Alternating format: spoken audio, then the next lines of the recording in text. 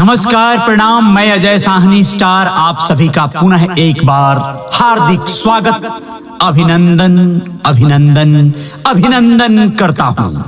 और आज आप सभी के बीच एक ऐसे शख्सियत की कहानी लेकर आया हूं जिसे आप लोग भली भांति जानते हैं, पहचानते हैं।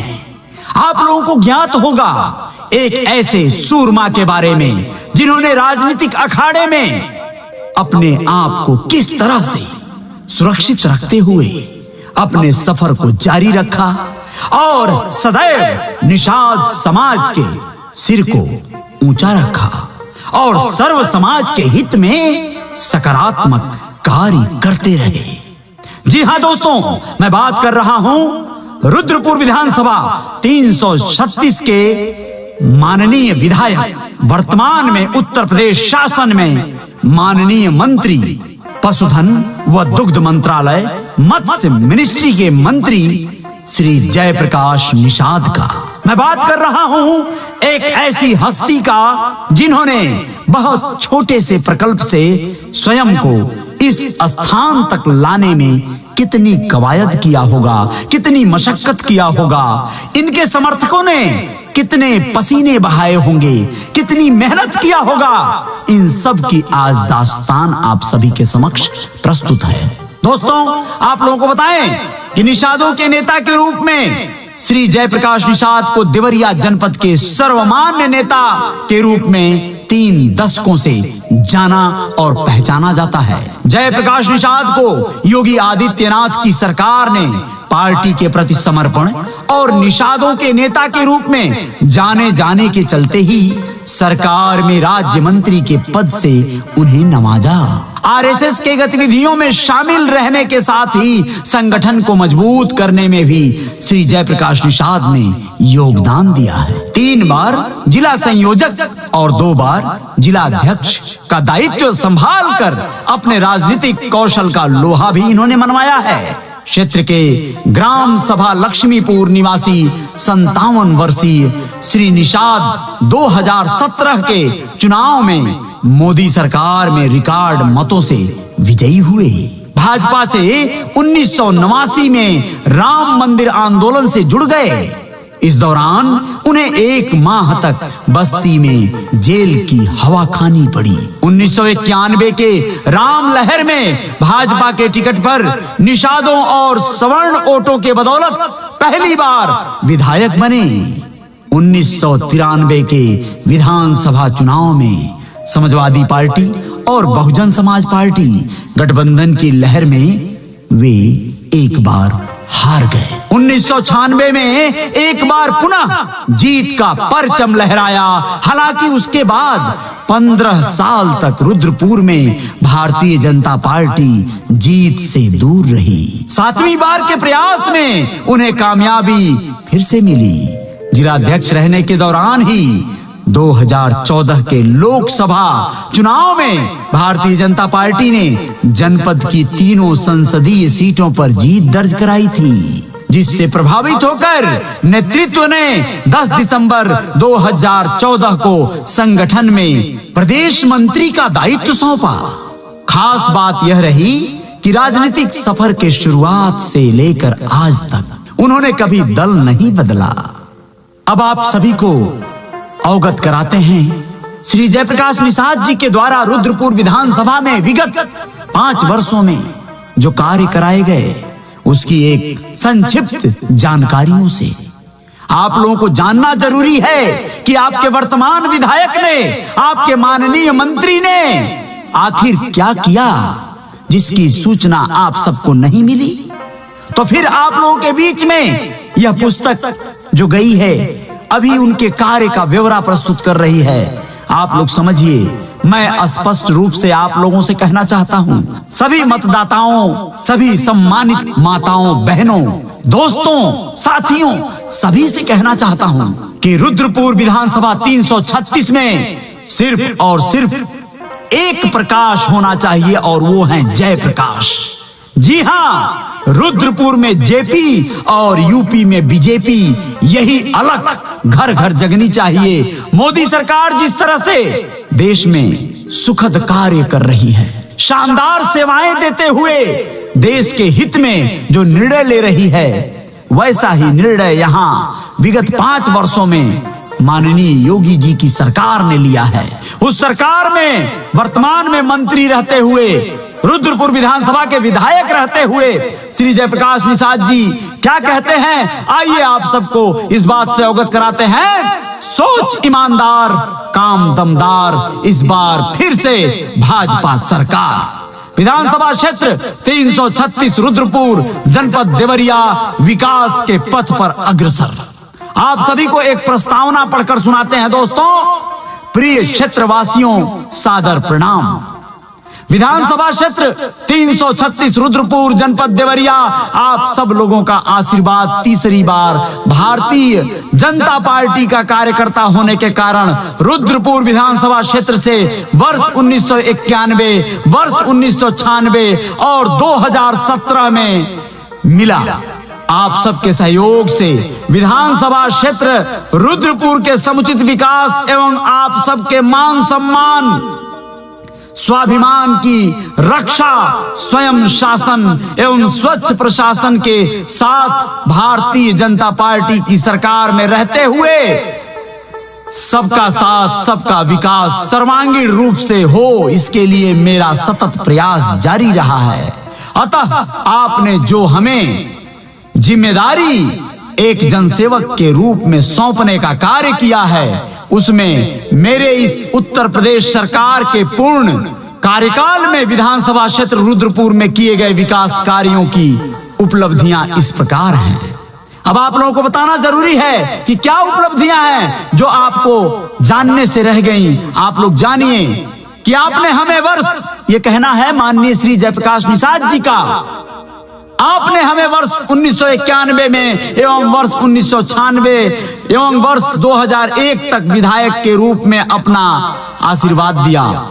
उस समय रुद्रपुर विधानसभा क्षेत्र में 5 लकड़ी के पुल कुरना, बथुआ, मझना एवं नकटा नाले पर हुआ करते थे, जो जर्जर हालत में थे। लकड़ी के पुल विद्यमान थे जिस पर लोक निर्माण विभाग का बोर्ड लगा होता था कि 3 टन से अधिक का भार लेकर कोई वाहन यहां से नहीं गुजर सकता है। आप सबके सहयोग से 5 जर्जर पुलों देवरिया रुद्रपुर मार्ग के कुरना नदी, सरौरा उसरा के पास एवं तिवई के निकट नकटा नदी पर पक्के पुल का निर्माण, राम लक्ष्मण करहिवा घाट पर लकड़ी के स्थान पर पक्का पुल का निर्माण तथा रुद्रपुर नारायणपुर मार्ग पर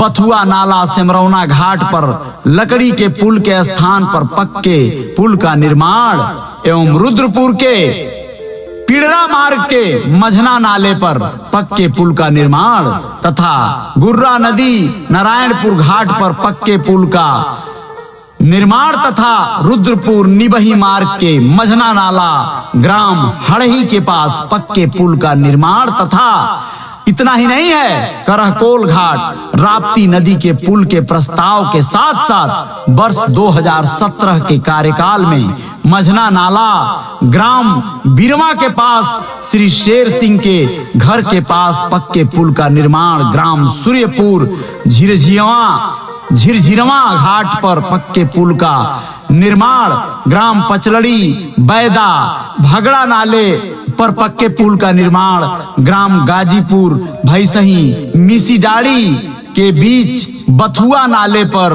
पक्के पुल का निर्माण तथा रुद्रपुर मदनपुर सरया ग्राम के पास पक्के पुल का निर्माण एवं पचलड़ी करहकोल के पास ग्राम खोपा में पक्के पुल का निर्माण किया गया।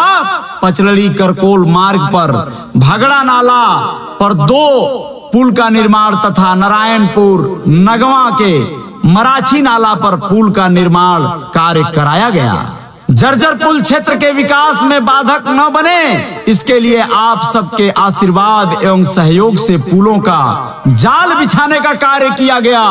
गोर्रा नदी नारायणपुर घाट पर पक्के पुल का निर्माण तथा राप्ती नदी करहकोल घाट एवं रकहट एकौना घाट पर भी पक्का पुल बनवाकर रुद्रपुर के चारों तरफ आम जनता के आवागमन हेतु सुलभ व्यवस्था सुचारू रूप से कराई गई। शिक्षा के क्षेत्र में अगर बात करें तो रुद्रपुर विकास खंड के ग्राम नगमा में राजकीय इंटर कॉलेज का निर्माण कार्य अभी भी चल रहा है। रुद्रपुर विकास खंड क्षेत्र में एक भी तकनीकी शिक्षा का विद्यालय नहीं था। ग्राम पकड़ी बाजार के बगल के गांव सेहुड़ा में राजकीय ITI कॉलेज का निर्माण कार्य चल रहा है। अब आप लोग बताइए कि क्या कमी है, क्या कमी रह गई? आप सबके आशीर्वाद एवं सहयोग से विद्युत के क्षेत्र में क्षेत्रवासियों को ग्रामीण क्षेत्र में 18 घंटे तथा नगरीय क्षेत्र में 23 घंटे विद्युत सप्लाई माननीय मुख्यमंत्री जी के आशीर्वाद से सुनिश्चित कराते हुए क्षेत्र के सभी गांव, मजरा, मोहल्ला, टोला तक बिजली का पोल तार लगवाकर सभी गांव, मजरा, मोहल्ला, टोला तक बिजली सप्लाई पहुंचाने का कार्य किया गया। पंडित दीनदयाल उपाध्याय ग्रामीण विद्युतीकरण एवं पावर ऑफ विद्युतीकरण योजना के तहत सभी गांव को विद्युत सप्लाई से संतृप्त कराने का कार्य किया गया।